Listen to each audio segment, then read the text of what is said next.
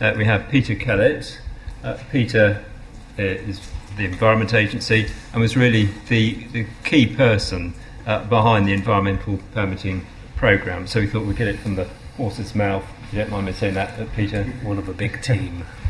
How it all works. And for those of you, there may be one or two of you here who haven't been to a UKELA event before, Peter is our chairman of UKELA. So thank you very much, Peter, for coming along this evening. Hello. First, an apology, because there are people in the audience here who are far more responsible for environmental permitting than I, including a very good drafting lawyer.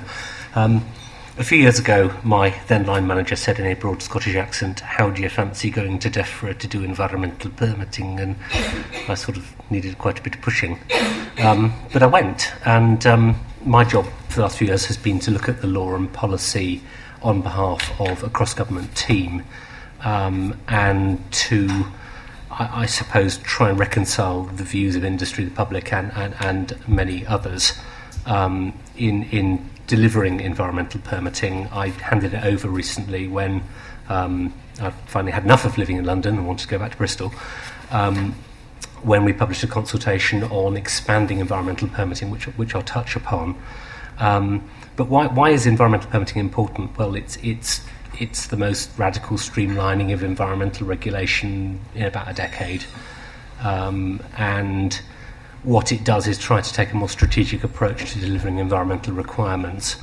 I'm going to try and cover these areas, which is a little flavour of better regulation and environmental permitting and the candidate regimes we're looking at to bring in. In fact, I've just spotted a second drafting lawyer in the audience, so I'm now doubly in all.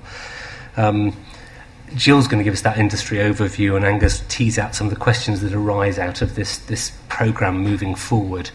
I'm going to cover the timeline, a little bit about why we've created a single system, how the guidance fits together, and what the impact assessment predicts. And then just tease into some of the regimes that we've just closed a consultation on, so radioactive substances, water quality and groundwater. So why environmental permitting? Well, it's to promote better regulation, by which we mean, putting my joint team hat on, more effective and efficient regulation, not cheaper or less regulation, unless you can deliver the outcomes in a more effective way. A few years ago, I think we reached the conclusion in the Environment Agency that it's all too complicated and our staff really struggle, and we struggle with the complexity of the systems that we have to deal with, and we needed a completely fresh broom to look again at the sorts of things that we're trying to deliver, and to find a better way of doing it than the way of building systems individually. Each time a new obligation comes along, a new system's created, industry faces it, the public face it, the planning inspectorate face it, and have 5 appeal systems for environmental permits, 5 separate different appeal systems to train their staff in. And we just think there ought to have been a radical look and a tearing up of where we were, and perhaps the first phase of environmental permitting demonstrated it was possible. There's lots of other things driving better regulation, the reductions in administrative burdens that are set in as targets for all government departments. There are many other better regulation measures going on, and EPP has been touted in Europe as an example of better regulation in the way in which the EU might adapt if we get a change of government, which the polls are predicting. Have a read of the Oculus review that's just come out. Very interesting, but I mean, if anything, better regulation and its agenda is going to get stronger and it's going to get more profound. So what is EPP about? Well, it's a joint initiative of 3, then 4 partners. The Environment Agency, very much the junior partner, now DEC, Welsh Assembly Government, and DEFRA, England and Wales Initiative. It's a common risk-based flexible framework. Gosh, what a guff. It's not a one-size-fits-all system. It's a tiered system of control to deliver requirements depending on the risk that the policy officials think attaches to the type of activity. And it's simply a delivery mechanism for requirements. It's not changing who regulates things overall. It's not changing standards. It's not changing outcomes. In April last year, over 40 bits of law that we'd grown up with over the last decade were replaced with a single piece of law, the Environmental Permitting Regulations 2007, and they set out, reasonably clearly who needs a permit, how to register an exemption, if you need an exemption, a single approach to permitting and compliance, and how directive requirements are delivered through the framework. And I guess, the programme always said it would go further, and almost as soon as the regulations came into force, we'd started looking at other similar types of environmental permitting systems and testing whether they were capable of fitting in within the framework. And we launched EPP2 in the spring and launched a consultation. I'll come on to the areas on the policy and the law, which is kind of these things. And we've just launched a consultation on the guidance that would underpin the new law. The intention is to bring the system largely into force by April next year on a common commencement date, covering a range of things I'll cover in the next slide, and a bit later to bring abstraction licensing and impoundment licensing in. We need separate powers to bring in a non-pollution control system into EPP, which is a site-based permitting system. And the Pollution Prevention and Control Act gives powers for many of the other systems. So what are we looking at? We're looking at discharge consenting, groundwater authorisations, radioactive substances regulations. In addition, the Mining Waste Directive implementation. Now, those regs have just been laid before Parliament and the Assembly, and they slot into the new framework. Aspects of the Batteries Directive, again, have slotted into the framework, and the regs have come into force. Abstraction impoundment, as I said, may come later, and carriers and brokers may come later. What's kind of the nature of the problem? Well, I kind of think the nature of the problem is just this incredible overlap. If you put a slide, I've got a slide of all the directives, but it gives you a headache. So if you just think about the types of legislation we've got IPVC and waste and that overlap. But just look where landfill fits. Look where the groundwater systems fits. Look how the mining waste fits, and yet it doesn't overlap with the waste system. And look at the radioactive substances framework and a tiny overlap with groundwater. All of these requirements have to be delivered to satisfy European law and national policy. And over the years, we've grown up frameworks in a higgledy-piggledy way. And the higgledy-piggledy way I like to think of as a sort of pyramid. And you get your laws at the top. Every time you have separate rules about how you deliver environmental requirements, you grow a new pyramid. And it's an iceberg, your rules, because under the rules, you've got all the things that you need to deliver environmental requirements. Completely separate guidance, completely separate procedures, and then IT systems that industry build, that the agency regulates, that local authorities regulates, training and forms, and all the culture and language and the appeal systems. And the idea of EPP is very simple. It's having one set of rules to deliver requirements, no matter how diverse, across different directives. And if you have one set of rules, you drive an enormous commonality of guidance, of procedures, of forms, of IT systems. And then life gets a bit easier, and that complexity I talked about earlier should become easier for industry, for the public, for third parties connected with the system, and for people who are trying their best to regulate the system. How does the guidance work? Well, some core guidance to explain the permitting and compliance system, and directive-specific guidance to look at the individual aspects in the 20-odd directives that are covered by EPP. We're just out to consultation on the guidance to deliver radioactive substances, water, discharge consenting and groundwater. And then underneath that, you've got tiers of regulators' guidance. But there's a clear split there between the government policy intention. What does that directive mean, which is government guidance? And then how will the regulators go about delivering what they've been told by government? So there's a sort of clear line there. Sometimes it feels a bit wobbly when you haven't got the clarity here, and there's always a debate on that line.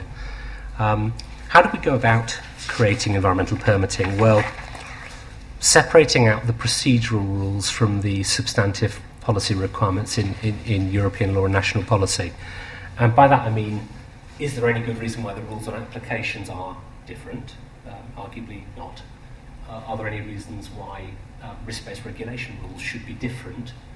Why have different approaches to issuing permits and calling them different things to deliver these requirements of European law. And if you can do that, then your front end of your regulations, hopefully, or wherever you choose to put them, can deliver the procedural requirements, how you get your permits, how you maintain them, how you get rid of them. And we all speak that one language, not the 5 or 6 that you would otherwise. And then in the schedules to the EP regulations, you've got individual schedules, and they set out the directive requirements one by one by one. And the beauty of it is when the mining waste regulations come along, the mining waste directive comes along, and if you choose to use the EPP system to transpose it, you slot the schedule in. Where you have requirements for the batteries directive, you can slot it in, the bits that are nothing to do with producer responsibility, and you don't have to create all this system. And we know the system, we understand it, and we talk the same language. The alternative is to construct the whole thing every time you get a new directive coming along. And in a lot of people's views, that's barking, but it's actually what's been happening over the last few years. So what's EPP about? It's a common language. Authorisations become environmental permits.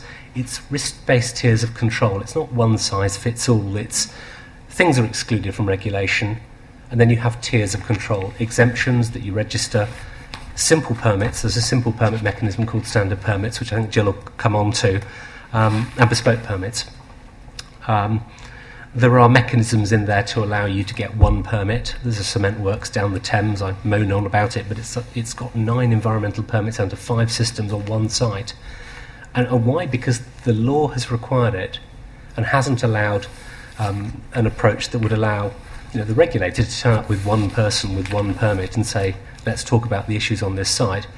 Because instead you have groundwater people and you have IPPC people and you have waste people. And it's so inefficient compared to the approach that we hope we would be able to adopt. The system also allows multiple site standard permits. So if you operated a series of very similar activities, you could have a permit to allow that, and a single permit, not without its challenges. A common approach to applications and guidance, that pyramid I showed you. We've attempted simple transition. It's never easy to fold systems in from existing systems into new systems, and we're just wondering about the wisdom of the approach we adopted initially, and whether we choose a different transition approach this time. Under the system, there's also a really interesting approach to public participation. The regulators are required to publish a public participation statement. Never before have you seen the regulators be forced to say, this is how I will conduct public participation under my permitting systems. And it helps deliver the public participation directive, but in fact goes a little bit further in explaining what approach to consultation regulators will adopt, not just with statutory bodies, but if Friends of the Earth come to the Environment Agency and say, we'd like a working together agreement on incinerators, then the agency would enter into it, and we could show them all the incinerator applications, and they can engage in the participation process. So a real change there. What else is in this consultation that's just closed? There's a suggestion that there'll be no change of regulator for water and radioactivity, as in the Environment Agency will regulate them.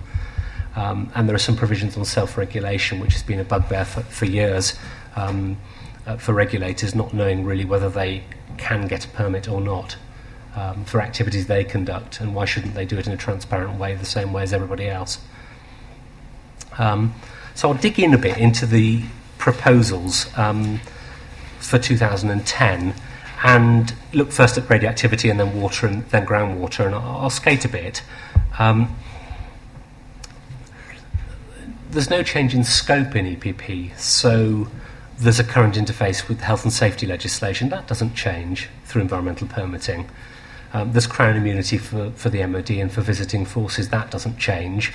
Your radioactive clock in the attic is still excluded from regulation. You won't get us knocking on the door. But there is a review going on separately in parallel of radioactive exemption orders, and there's quite a tricky timing schedule to try and ensure that the radioactive exemptions are delivered at the same time as a waste exemption review, at the same time as new consolidated regulations to deliver this whole framework in 2010. The other, really quite interesting proposal is the fulfilment of the government's promise in the white paper on disposal of solid radioactive waste to provide a process to regulate the final disposal of radioactive waste. At the moment, the regulator has a power to issue a permit, and that may not. At the moment, the proposed operator of a facility that wants to dig a hole in the ground doesn't have to apply for a permit until 20 years' time when the facility is built. And actually what the government's saying is, well, let's get them to apply at the design stage and then have stage regulation all the way through to final approval. So it means there'll be regulatory control on how the hole is dug in the ground to dispose of radioactive waste rather than waiting till it's built. What's a bit different for radioactivity, there are no determination periods proposed for radioactive sites, unlike other activities within environmental permitting. There are better consultation and public register procedures than there are currently in the Radioactive Substances Act. It's anticipated to be far fewer nuclear site variations because they're simply not needed under this framework. There will be risk-based inspections and review, so a new duty on the regulator. The disclosure of trade secrets offence, which is quite an anachronism, could be replaced by commercial confidentiality and national security in the usual way for other frameworks. There would be an emergency defence for radioactive substances. Why do radioactive substances regulation have a completely different framework on the criminal law? After all, if you operate a hazardous landfill and it's an emergency and there's genuine danger to life and you do everything you can and you tell the regulator, why should you be liable for a prosecution if it happens to be a different type of activity? It's about common procedural rules and fairness across criminal and civil law.